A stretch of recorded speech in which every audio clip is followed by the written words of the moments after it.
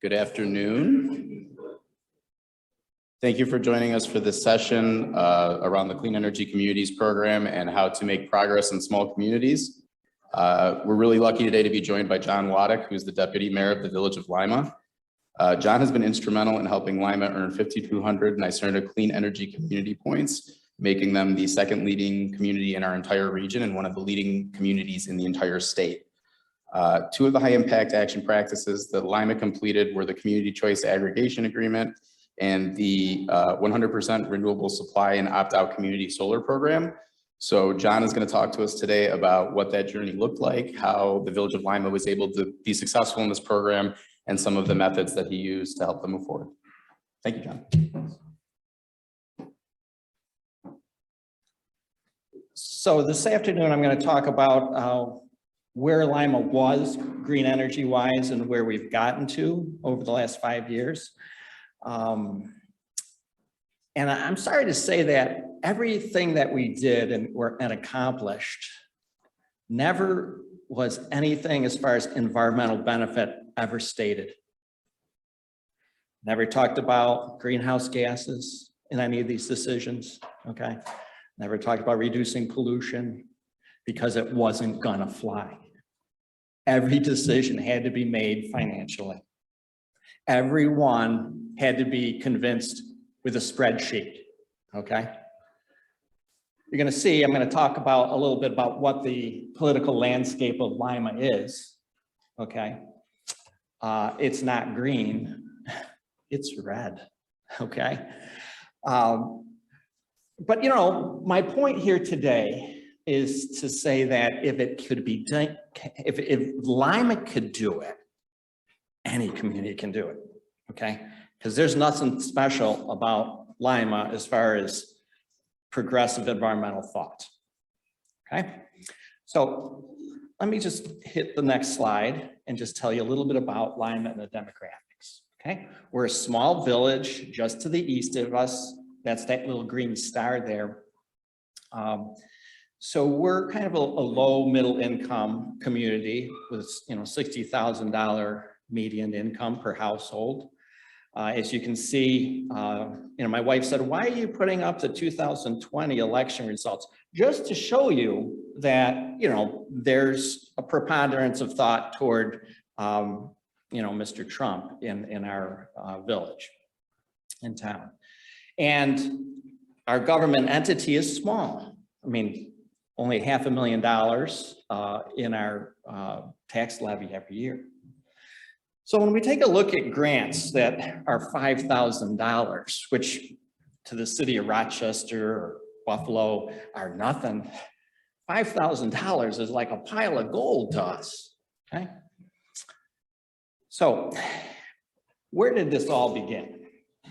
Well, I was on the village board when I first moved to Lima back in the late 80s, early 90s. Then, you know, we started a family, I got busy, I got out of it. And I really didn't have any plans to get back into it. There seems to be a ring. Do you hear the ring? Is it just me? I'm inclined to turn the darn thing off.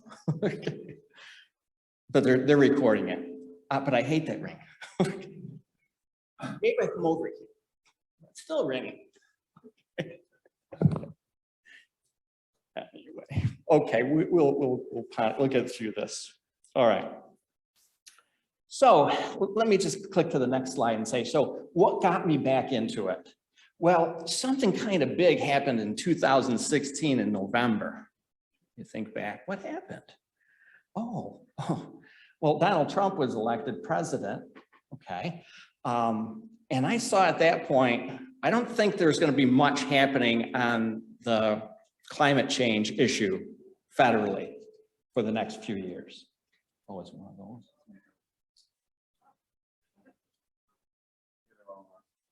Okay. How's that? Oh, that's better. So anyway, I said, well, if I'm going to affect any change as far as the environment, it has to be done at a local level. Okay.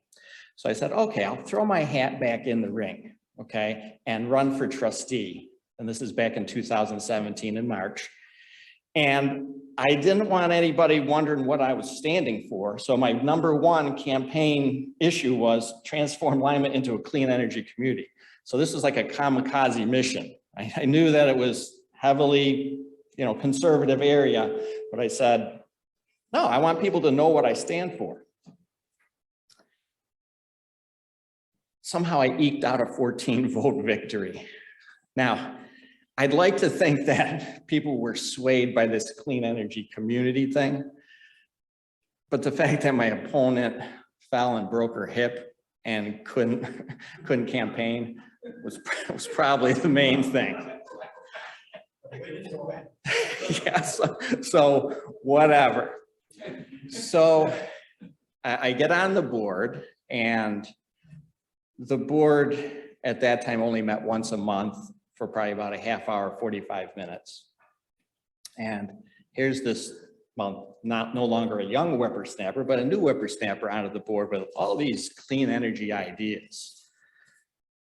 So what do? Well, I couldn't call Ghostbusters, so I called Greater Finger Lakes Regional Planning Council, okay? I said, could you come down to one of our meetings and just explain the clean energy community? Because a lot of times if people know you, they don't value any of your knowledge. They don't think you know anything. So you need to bring in somebody from outside who has more of a stature. Well, when I told the mayor at the time, I said, I want to bring in, I think it was David Zorn at the time, from Rochester. He goes, well, we've got a tight schedule on our meetings. Hopefully he's not going to talk more than about 10 minutes. I'm thinking, wait a minute, there's nothing on the freaking agenda, okay? But anyway, so David came down and introduced the program. And I'll get into the different components and how we tackled it and the various challenges that just defy logic sometimes, okay, you'll see. But these are all the things we've done, and I'll go into more detail. But if anything was going to cost money, it was dead on arrival. It wasn't going to pass, okay? So if you look down at that middle column, village cost, okay? All right, so we started out with the first few things didn't cost anything. In fact, we picked up a grant. It wasn't until we had this EV charger. So we did that, and that was where we had to actually spend some cash. But I told the board, we're going to get this DEC zero emission vehicle grant, which will pay 80%. And thanks to the $2,000 we already got from that first thing we did with the clean energy communities, it's not going to cost us anything. So they said, okay. All right. Now, if you go down the list here, you might say, well, wait a minute, how did you do LED streetlights at no cost? Well, I'll get into it. But there's been no upfront cost to anything. A 350 kilowatt AC solar array to provide all our municipal needs as far as electricity, zero out of pocket, okay? So anyway, that's just telling you what the constraints of working on this were. It couldn't cost anything, okay? And had to prove some kind of financial benefit. So where do you start? So David Zorn from Greater Finger Lakes Commission here came down and said, and I remember this statement, I mean, it's probably an overused phrase, start with the low-hanging fruit. So we're talking about the clean energy community. If you're not aware, they have a list of about 12 what that they call high impact practices that allow your community to decrease greenhouse gas emissions, okay? And some are easy to do, so-called low-hanging fruit. And one of them at the time was just to adopt the unified New York State solar permitting. So all you had to do was adopt a local law to amend your zoning, which made the process a little more streamlined, and boom, $2,000 to the good. We're already into the green, okay? So that's how we started. Got a little momentum going. And then the next thing, benchmarking, okay? Now, the other thing I want to tell you is not only could it not cost anything, it meant that I had to do every bit of the work as well, okay? So nobody else could be doing any work in addition to this. So anyway, so I took up the benchmarking, got all our utility bills, got them into the EPA website there. And once you start looking at your utility bills, things start coming forward that you don't think of. You see, as part of a trustee, or same thing with the town board, you know, we audit invoices every month, okay? Now, I go an hour before the meeting and try to understand everything that's on those invoices. The other trustees come in at the start of the meeting and just sign off. I don't know what they're looking for, but I haven't seen too much they ever question. But anyway, part of this was, you know, one of our biggest expenses on utilities was street lighting. It's about $40,000 in the Village of Lima for 190 street lights. And as part of our LED conversion, I said to myself, you know, are we going to just trust National Grid that this bill is right? You know, did you ever see that bill? I mean, they're charging us for like connectors, a wire. They're leasing, you know. It's kind of like the old days when you leased, well, many of you are probably not old enough, but you used to lease your phone from the phone company. It was like, but you knew, like, after about 4 months, you paid for that phone, and then after that, you just, it was pure profit for the phone company. Well, I think it's the same thing for National Grid, to be honest, with the street lights. But anyway, I found out that there was several lights that we were getting charged for that didn't even exist in the system. Okay, so part of that's motivated by the benchmarking.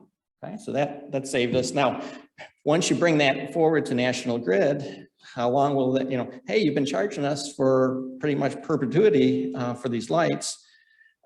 They say, we'll give you 6 years back refund. That's it. Okay, well, it's better than nothing. So I think that was about $6,000. But the other thing I looked at that didn't make sense is we had an electrical, and actually I wasn't really, and also natural gas. We had different contracts at different facilities. And like, why was the ambulance electrical rate 40% higher than what we're paying at the fire department? So I find out that the previous boards got sucked into the salesmanship of those old ESCOs, okay? Those are energy service companies where, you know, in New York State, the track record is 95% of people who've gone into ESCOs pay more than if you just took the default supply. Well, we were one of those suckers, okay? So the benchmarking also brought forward the fact that we got out of those costly contracts as quick as we could and saved money.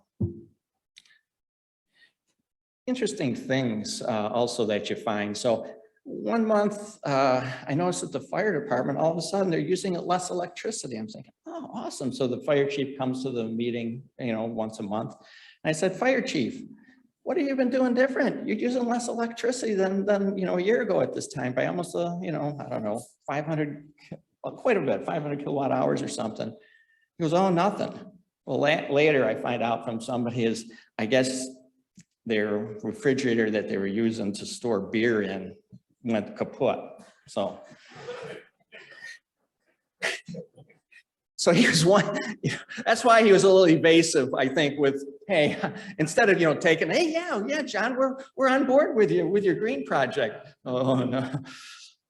I don't know, maybe they have a more energy efficient way to cool the beer now, but anyway, if you're not familiar, you know, you can track and you see like you get a graph, and you know, the red there is the natural gas. You see that peaking in the winter, and the blue, if you look down to the right, you got a couple really big peaks. And there were times our ambulance facility, it's largely unoccupied because you know how it is with volunteer services. It's tough to get volunteers now. So a lot of times there's nobody there. And I'm wondering, why is that facility sucking down 6,000 kilowatt hours in 1 month? Well, they needed somebody to clean the base. So I volunteered to start cleaning the base for a while. And I'm up there in the summer and I'm freezing. And I look on the wall and the thermostat's down at like 65, 68, including the large, like 30-foot high ceiling bay. I mean, the beer of the fire department could have gone there and it would have been pretty good. Maybe it's like, especially if it's Guinness, you don't, have about room temperature. It's been awesome. But some benchmarking has had the benefit of just providing the motivation to find things that you generally wouldn't look for.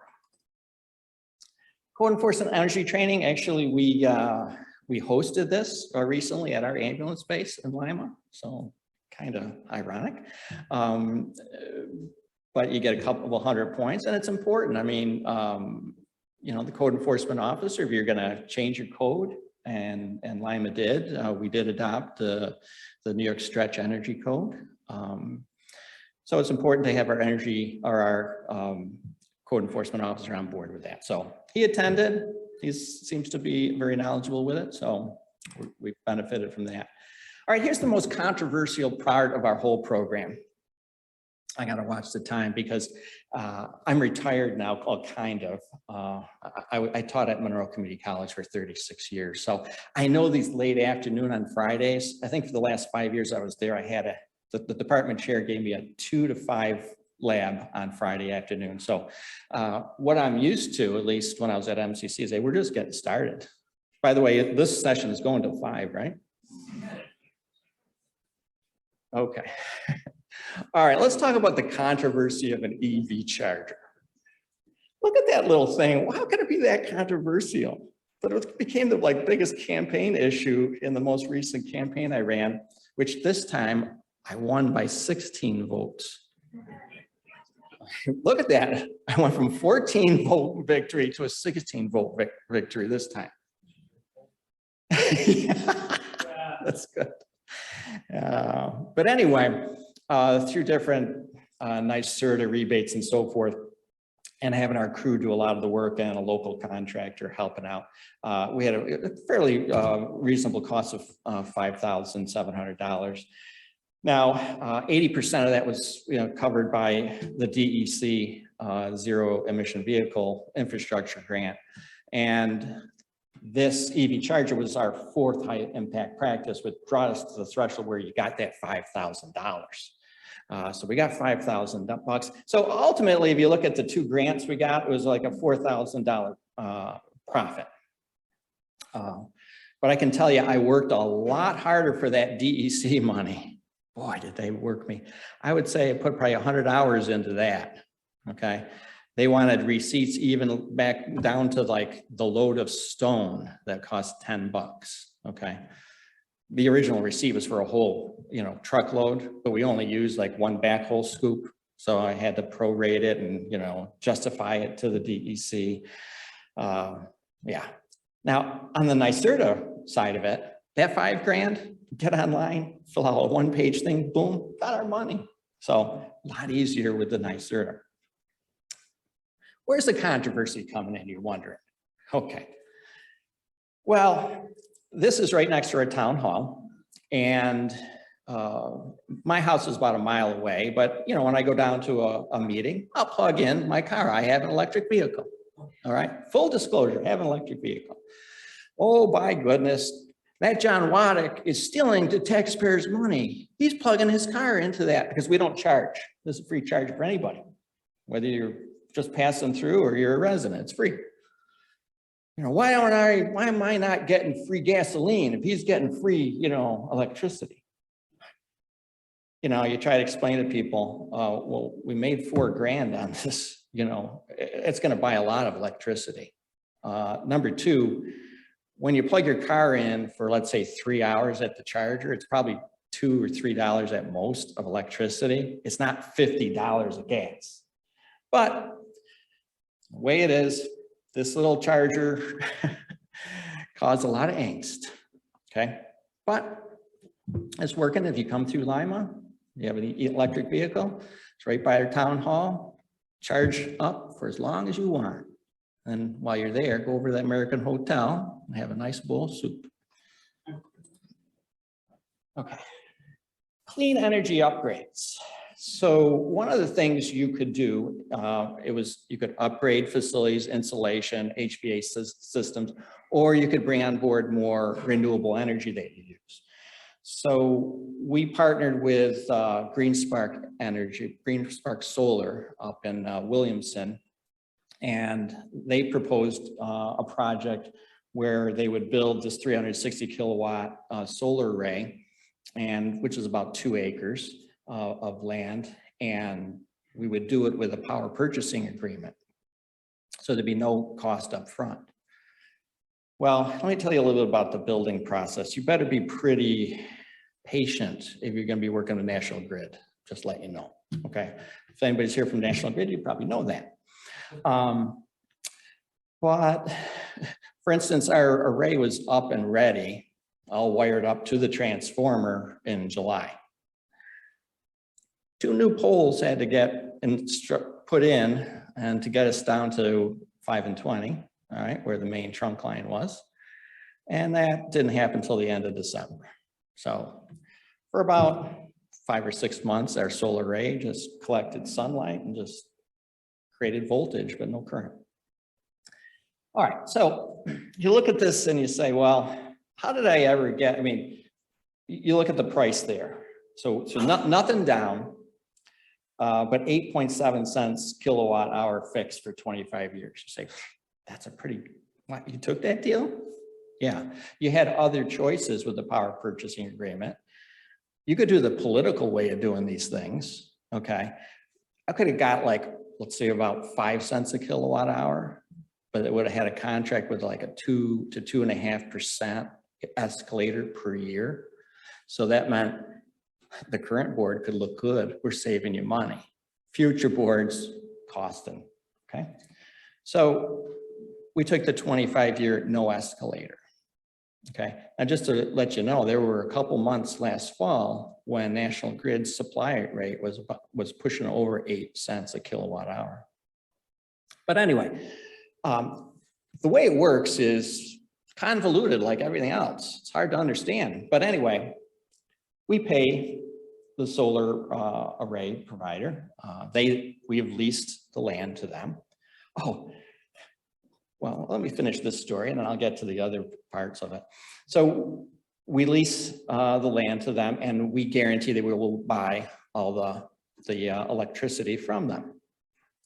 That electricity then goes down into the grid, whatever the heck that is, all right? And then it's metered, and National Grid then puts a credit onto our bills, okay? Now, it's not like residential solar where it's just a neat net metering thing. No, if you get into this, you get into something called the value stack, or they call it value of distributed energy resources. And it's a complicated formula, okay? So the Public Service Commission has stated when you have these type of net solar things, power companies have to pay based on a formula. Part of the formula is the wholesale price of electricity. Then there's a little addition for the environmental benefit of the power. But the real kickers are when you produce electricity in peak times.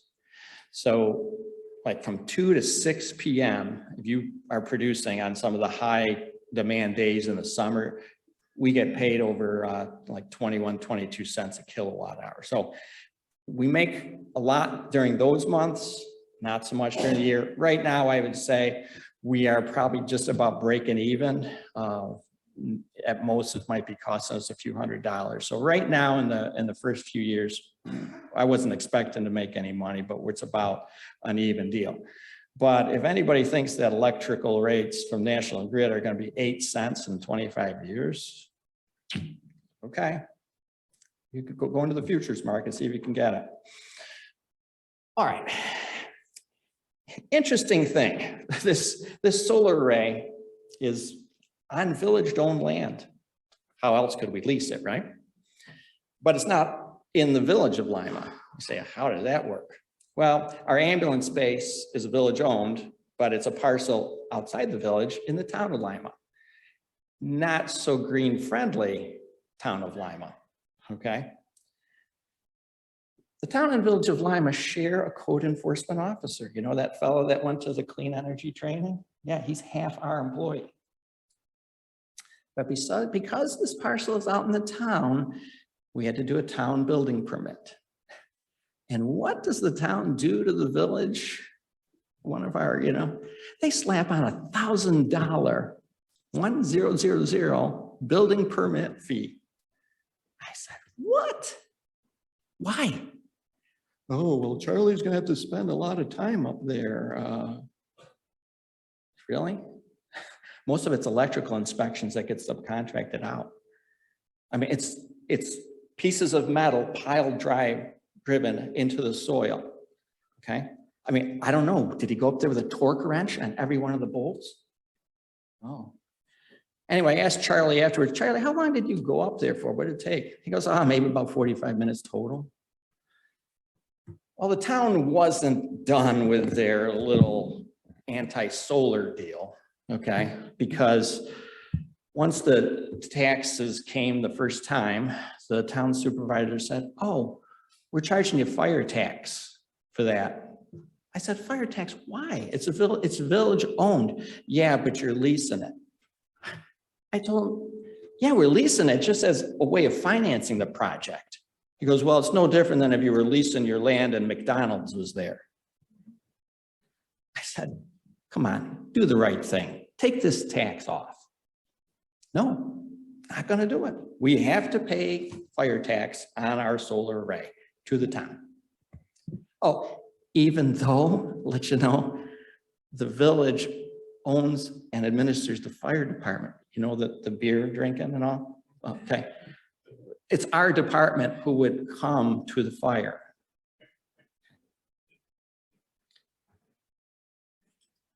Local politics, you gotta love it.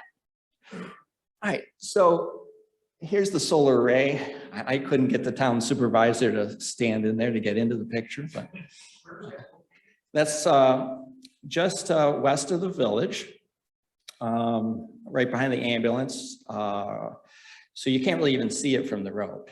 But we do have these row of trees and so forth. It's working great. You can get on our, you can get on our village website. You can see the production at any time. This happens to be back in April. So you see that it's topping off up here at 350 kilowatt hours or 350 kilowatts, okay, AC. So that's its maximum. And well, at least as of April, we had produced in the first 3 years over 1 gigawatt hour of electricity, which according to this propaganda on the right, I have not verified it. So, but 90,000 gallons of gas. How many times could I charge my car up with that? Put that into the next campaign literature. Okay. All right, LED streetlights. Okay. All right, here's another National Grid story coming your way soon. It's really good. All right. Well, you know, one of the next clean energy community things that was on our radar, or at least on my radar, was the LED streetlights. So I went to Greater Finger Lakes Planning Commission, said, hey, you know, how do I get started with LED streetlights? And they said, oh, New York Power Authority is putting up has a consortium of villages in Livingston County that want to congregate or you know, together and do one contract, because usually New York Power Authority isn't going to be interested in doing a municipality as small as Lima. We only have like 200 streetlights. Usually the threshold for getting NYPA involved is about 400. But since it was, you know, many villages getting together, they said, okay. All right, so first step was in this project was we were going to convert from leasing the equipment, okay, and paying those leasing charges, which for us is $26,000 a year. And we're going to own the new equipment. Now, you might think, hey, you could just call up National Grid and say, hey, we don't want your equipment anymore. Why don't you just throw it away? We're putting our own stuff up. No, you have to buy out the depreciated value, okay? Okay. which was like $72,000. Okay, maybe it was 75, which I felt was way overpriced, but there's probably some methodology that still has value with these things. But so anyway, we get a letter, an offer letter from them to buy the streetlights. And in the letter, they say, depreciated value of your lights, $75,000. Amount we will charge you, $150,000. Double. So I wrote back, I said, I think you got a typographical error. I mean, you say this depreciated value is 75, but you're gonna charge us 150? That's a mistake, right? Answer comes back, no, that's absolutely correct. We want 150 clams from you, 150,000. Well, at the same time, they were playing this game with other municipalities. I think namely Utica was probably one of the bigger ones. So it went to a Public Service Commission rate case, and that took a year or so, and National Grid had to sell at their depreciated value, not these, big markups. So we ended up paying about $72,000 to $73,000 for the old equipment, which then when we replaced it, we took it down and then had to pay for the disposal of it. So now we own, but then, National Grid wanted like our regular liability insurance of, I think, $2 million per incident wasn't enough. We had to increase that to $10 million per occurrence. But anyway, our streetlights are up. They're really nice. And, we got a good deal through New York Power Authority because they have a full state bid. So the equipment prices were based on a whole state bid. And also their contractors are all bid via state bids as well. So those are up. Also, we are entering into a maintenance agreement. Each of these fixtures has a internet connected device. Okay, we can do lots of things with them. I mean, you could blink the lights, you could dim them, whatever. But anyway, we don't do any of that. But one of the main things is it always is sending signals, pings in to the central monitoring system, including we have access to it. That's telling you the status of the light. So if the light is out, okay, within 10 days, a crew is going to automatically be deployed to fix the light. Let's compare that with how it works in the Village of Lima previously. Homeowner would find out light that's not working and call the village usually, okay? They'd say what the street number was, okay? And then you'd call National Grid and say, okay, we got this. And then National Grid would say, well, we need the pole number. Okay. And then on another light, if you came and said, okay, I guess from now on, we need pole numbers. Then you give them the pole number on another call, and they say, well, we need to know the street address. Okay. And then you wait some unknown amount of time, and you get an extra 3 or 4, irate calls from the residents. Why is this not fixed? Now we have a little bit more control over the whole process. But, where's the money coming from this? We're going to be saving about $20,000 a year in lease savings and about $6,000 a year in energy savings. So that $26,000 is going to go strictly to debt service. We're setting up our financing agreement with the New York Power Authority to make it revenue neutral. So our savings will go into paying the debt service until it's gone. And then by that time, we're probably going to have to replace some of these things. But anyway, the light, if you've gone from high pressure sodium to LED, the light is much nicer. Go down the street with the high pressure sodium, the bulbs, extend a lot down from the luminaire, and you get a lot of horizontal light. These LED Cobra fixtures are much more collimated to go straight down to the ground. They're full color spectrum, so there's, it's easier to see colors and less distortion. Now in the clean energy program, you get certain number of points for doing the Cobras and certain number doing the decorative fixtures like to the right. those decorative fixtures are expensive, but we replaced them all. And the residents love them. You know, they started a new leadership round in the clean energy communities about a year or two ago. And they added this New York Stretch Energy Code as one of the high impact practices. So I've read some of the nicer things. So essentially this is putting a more stringent energy code that would save about 11% more energy than the standard code. Analysis is that would add about $2,000 to the cost of a home. Simple payback, about 6 years. By the way, if you're building a new house nowadays, I mean, you spend hundreds of thousands of dollars, so it's not a lot more. But anyway, from the village's point of view, it's really not going to apply to a lot of buildings because we're an old village, we're all built out. So, okay, we passed it. It's probably not going to affect too many people. And we get $5,000 instant cash. So this clean energy community is kind of like the lotto system. You got scratch offs like this. We get, boom, got money. Okay, and we got this money. And anything 5,000 or less from the clean energy communities is simple. It's like fill in 3 things online, send it in, you get your check.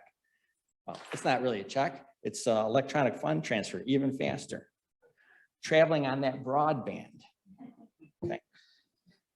Which, by the way, Village of Lima got a broadband grant for $660,000 from the Northern Border Regional Commission. It's being administered with Richard Sutherland here. A lot of hoops to go through when you got federal grants, but we're getting there. So we're gonna have a municipal owned fiber system in Lima. Maybe that's where I got the extra 2 votes. Okay. Anyway, so we picked up 1,200 clean energy community points on that. All right, here's the big whoppers. Okay, community choice aggregation. All right. This is actually when I campaigned first in 2017. This is what I was talking about by clean energy community. Because I had looked and seen what was done in Westchester County and said, hey, can't we do that in Lima? Well, I soon found out that the reality of things was more complicated than that. I mean, Westchester County had tens of thousands of customers that they could offer up into the market and have a lot of market pull. Lima, with our little 700 accounts, didn't garner any interest. So we tried to aggregate with other communities, but you know, the big ones in Monroe County had to study it for 10,000 more years until all the glaciers are gone. So it really never went anywhere. But in any event, back in 2017, I think the Village of Lima was the first Finger Lakes community to pass community choice aggregation enabling, local enabling legislation, which is so darn easy. But, you know, I went to the town of Brighton and you know, you'd think it was like the most controversial thing ever. All this legislation says is it gives you home rule power to be the default energy supplier and negotiate on behalf of your residents if you so choose. The legislation does not say you ever have to do CCA, it just says you're able to if you like to. So with that caveat, after explaining that 10 times to people, they finally said, oh, okay. It also didn't hurt that the day we were up for the vote, I called a bunch of people that I knew were like all for it. So, you know, usually, you know, with Village of Lima and probably a lot of small localities, nobody comes to the board meetings. So all of a sudden you got 12 people. It's like, whoa, there's an outpouring of interest. So we passed it. Well, the next thing you have to do is, you know, the Village of Lima doesn't want to get into the business of going out and trying to solicit bids and then analyze bids and then try to inform customers and do all the customer service and all that. So you need an administrator to do all that. So we picked Jewel Community Power to do that for us. And once again, the contract was simply written as If you do go ahead with CCA over the next 18 months, you're obligated to choose us. But if you don't do CCA, you don't have to do anything. So we got those two things done, and then nothing ever happened for like years, okay? Then it was about 2 years ago, they came back to me and said, hey, we got a great idea for community solar that you can do it with opt-out. And I said, oh, that sounds good. So the way the community solar is working, well, right now with Lima and many communities is, once again, convoluted system, okay? Apparently these solar developers get state credits of some kind, all right? But they don't get them unless they have a customer that's receiving that or could theoretically receive that power. They need customers signed up. You can't just build the grid and then you get these credits. So you need actual customers. So that's where the opt-out comes in, okay? So to interest people in being part of the community solar, you got to give those customers some of the credit. Now, unfortunately, by Public Service Commission rules, the letter you have to send out to people when you start this program, there's a line, the first line, cost of program.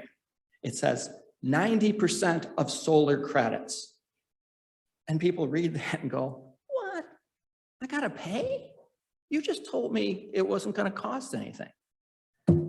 Well, the thing is, the solar developer gets 100% of the credits. They're keeping 90% and giving the customer 10%. But the customer's not paying for anything. Nothing. It's like, why wouldn't you do this? Right now, Village of Lima, 10% of the people actually opted out of this. It's 10% on your total energy bill. It's not 10% on the supply. It includes the delivery too, okay? But for some reason, some people say, no, big government bad, big government bad. Okay, we're not gonna take it. But anyway, if you did take it, and this is one of the reasons we went forward, previously, you had to convince people that even though they're getting two bills, they're saving money. Okay, because the way it used to work is you'd get one bill from the solar thing, and then you get another bill from National Grid, and National Grid would have the credit on there. Now, if you add the two bills together, you got about 10% less. Trying to explain that to people, I could say, I knew that was like dead on arrival. So I said, no, we can't do that. Well, National Grid, to their credit, National Grid, good job on this one. They actually became the first utility, I think, in New York State to go to single billing. So instead of two bills, now it's just became one credit added to your bill. What, you think they could do a little bit of programming on that bill and say, your solar credit? No, it goes under a line called other credits and transfers. That's where it goes. But that negative number is on everybody's account who's participating. They're getting about a 10% savings. So that's the community solar part. Now, we implemented that at the same time as the more difficult cell, which was the 100% renewable energy, the supply. By the way, Jules also promised us $30,000 in a sustainability grant that they received from the developer. Check's not in the mail yet. Jewel Community Power waiting for the money. Okay, the 100% renewable supply. This is our last thing. I'm almost done. You know, having taught for so long, you know, my whole life is like planned in 50-minute segments because that's what lectures were for 36 years. So you're not going to get out a minute early from 10 up. Okay, the 100% renewable. We went out for bid, I think it was July of 2021, okay? And we got a fixed rate of 5.91 kilowatt hours per kilowatt hours for 2 years, guaranteed. Now, as we sent out these letters though, Public Service Commission requirements were that we had to show people the benchmark comparison to that 5.91, which was 4.4 cents per kilowatt hour.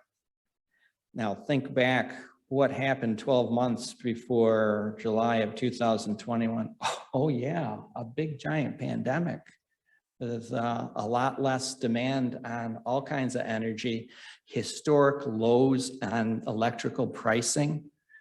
So even though last July, National Grid was probably up in the, the low to mid 5 cents per kilowatt hour, we had to tell everybody, well, the benchmark is 4.4. It didn't look good. We could tell people, that 4.4 is not what you're getting now, and it's probably not going to be what you're getting in the future, but 40% of the people said, don't trust you, don't trust you. We're going to just keep what we have.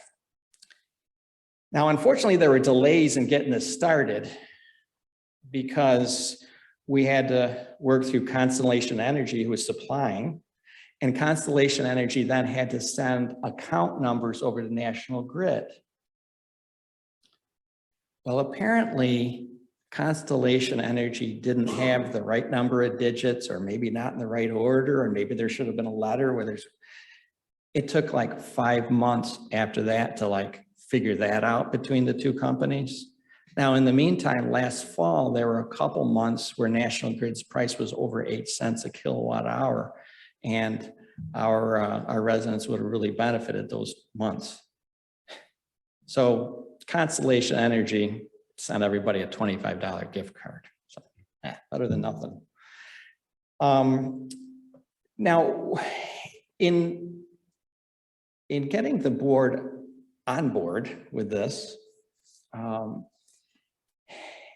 even at about 4.5 or a little bit higher, if National Grid was about up to maybe even 1.5 cents lower than our supply, if you coupled the 10% savings on your whole bill, the two would have been roughly financially equal, okay? So that's, the board was satisfied with that, saying, okay, even kind of in the worst case scenario, our residents, if they don't opt out, will be able to still not have a financial penalty for being in this program. But for the first 3 months of the program, our 5.91 has beat National Grid default rate. So far, I mean, hasn't beaten it by much, by tenths of cents, but it's better than not beating it. So that earned us 2,000 clean energy community points, which brought us to the 3,000, 4,000, 5,000 point threshold. So we've got $100,000. We're waiting for it, NYSERDA. But anyway, when you get into these levels, they don't just do the wire transfer, they make you do another grant application, okay? And they have like about 5 or 6 categories that if you do those, it's pre-approved. Well, they're like LED street lights, clean energy upgrades, EV charging stations. So all the ones that are pre-approved, like to get to 5,000 points, you got to have already done them all, okay? So we had to go into a custom project. So over the last year, we've constructed over 6,000 feet of new sidewalk, but we were shy and we have a few really important connections. So I put that in and, you know, I had to justify how many vehicle miles traveled would be avoided. You know, they sent back to me, well, can you justify that there will actually be 4 more people walking per week? So it's like, I actually found something in the literature, a search. It said 4% more likelihood if there's a sidewalk. There was like 280 people living up in these neighborhoods, multiply it out. It cost about 0.8 miles to the village center. I don't know, hopefully they'll buy it.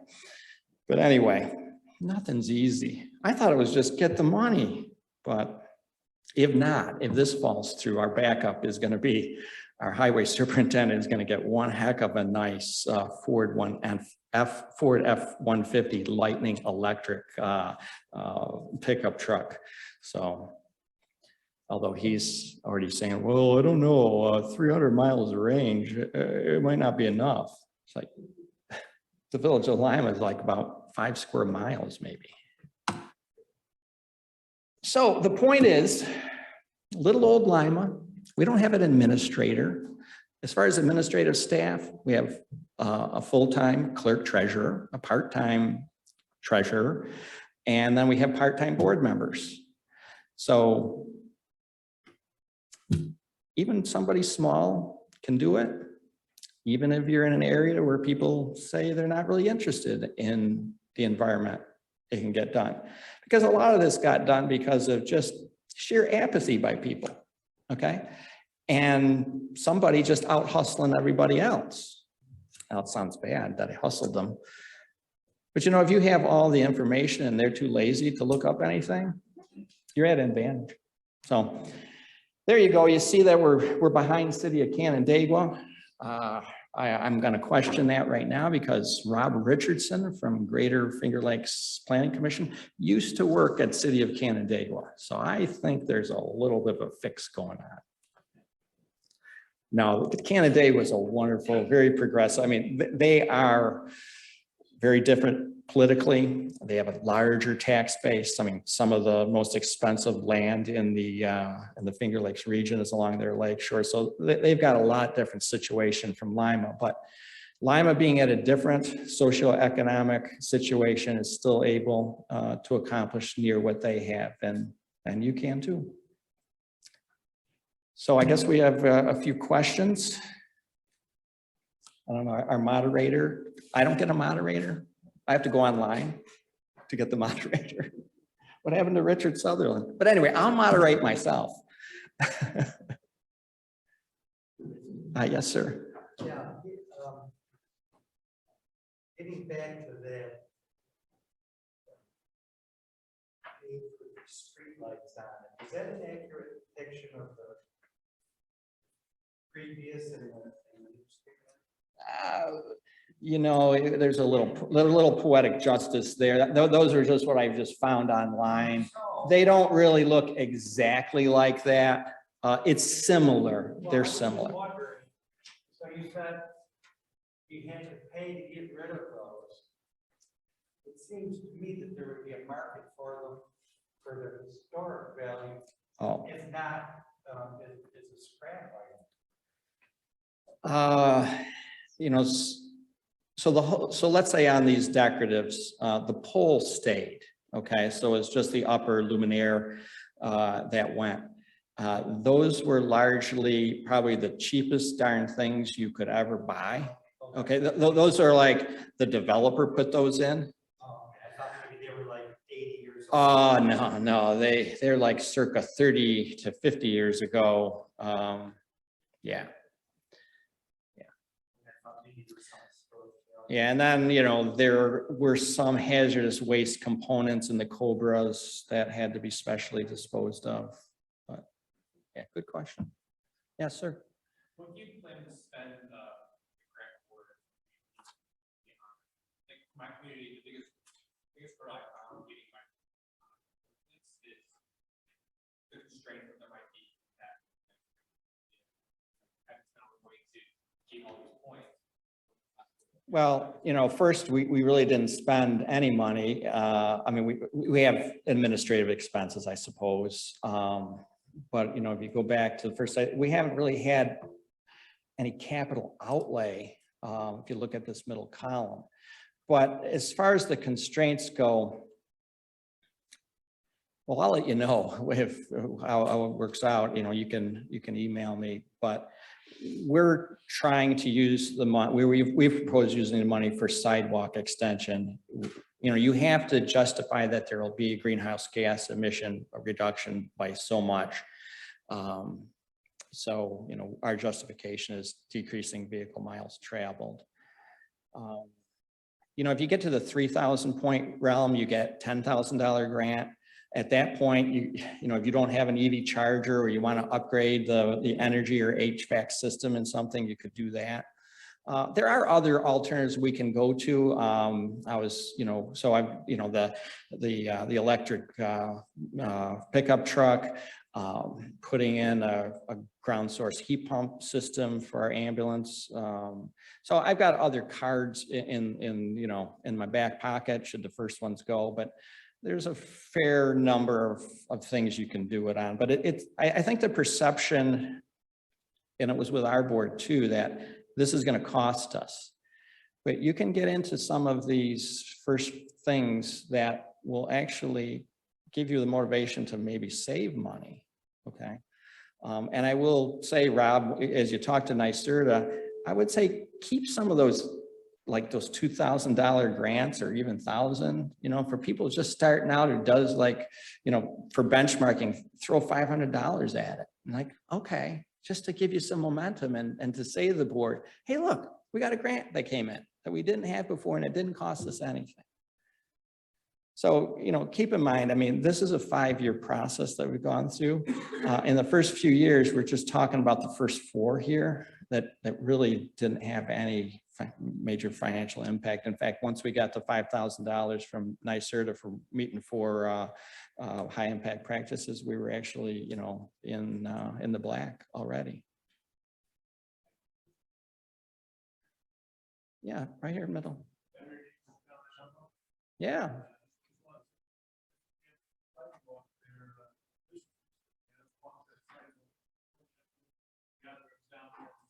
Yeah.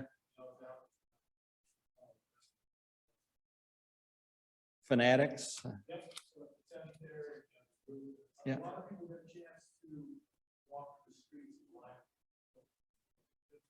Yeah.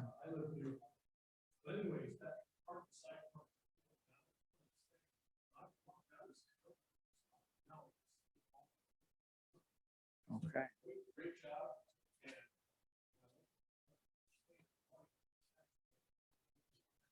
Yeah. Thank you. Congratulations. That's right. No, I will put a plug in for Rob especially. The best liaison ever.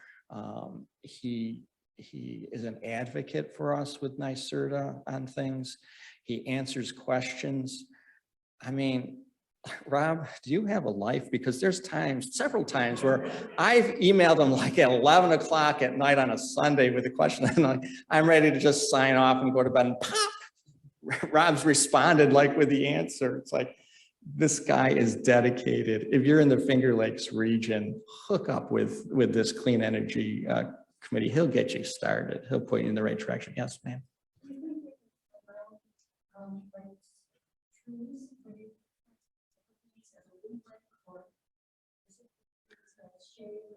Well, the criteria simply says you have to save so many tons of carbon per 10,000 residents. So yeah, you could probably go on, get a literature citation of how much, carbon is sequestered from a tree, how many trees you're planting, and justify it that way. But then, as Rob knows, it might take a little while before it's completely analyzed, but they're getting to it. They're getting to it. That's a great idea for a project. Yeah.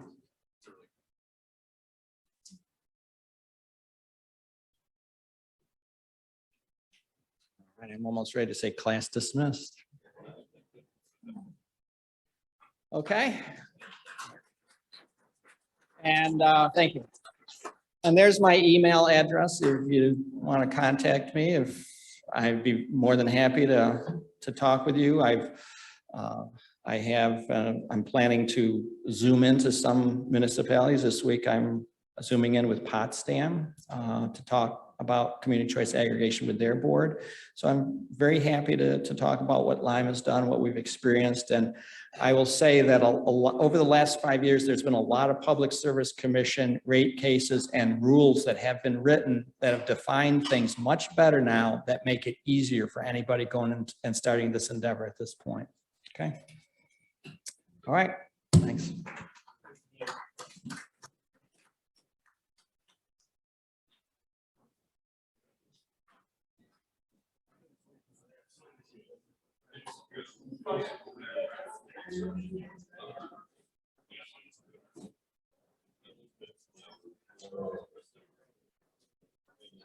David,